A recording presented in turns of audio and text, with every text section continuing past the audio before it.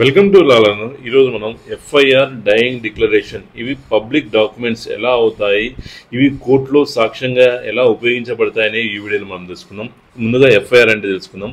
FIR అంటే first information report. ఇది ఒక క్రిమినల్ ఘటన గురించి పోలీసులకు ఇచ్చే మొదటి సమాచారం.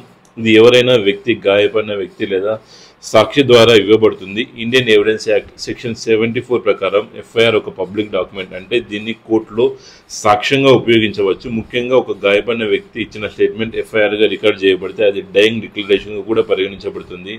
నెక్స్ట్ డయింగ్ డిక్లరేషన్ అంటే ఒక వ్యక్తి తన మరణ శైలిలో ఉండగా తన మరణానికి కారణమైన ఘటన గురించి చేసిన స్టేట్మెంట్నే మనం సెక్షన్ డయింగ్ డిక్లరేషన్ అంటారు. ఇది ఎవిడెన్స్ యాక్ట్ సెక్షన్ 32 ప్రకారం స్వీకరించదగినది.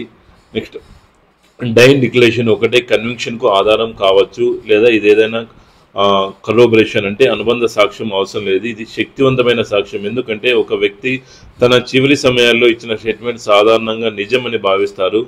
నెక్స్ట్ ఒక గాయపడిన వ్యక్తి స్టేట్మెంట్ ఎఫ్ఐఆర్గా రికార్డ్ చేయబడితే అది డయింగ్ డిక్లరేషన్ కూడా పరిగణించబడుతుంది. ఇది ఎవిడెన్స్ యాక్ట్ సెక్షన్ 32 ప్రకారం స్వీకరించదగినది, అంటే ఇది కోర్టులో సాక్ష్యంగా ఉపయోగించబడుతుంది.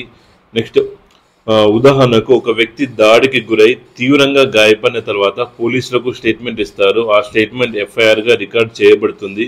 తర్వాత అతను మరణిస్తే ఆ స్టేట్మెంట్ డయింగ్ డిక్లరేషన్గా పరిగణించబడుతుంది.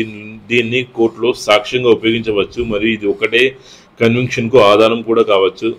ఫ్రెండ్స్, ఎఫ్ఐఆర్ మరియు డయింగ్ డిక్లరేషన్ గురించి మీకు స్పష్టంగా అర్థమయ్యేలా వివరాలు ఇచ్చాను. ఇది చాలా ముఖ్యమైన లీగల్ టాపిక్. ఇది మీ జీవితంలో ఎప్పుడైనా ఉపయోగపడచ్చు.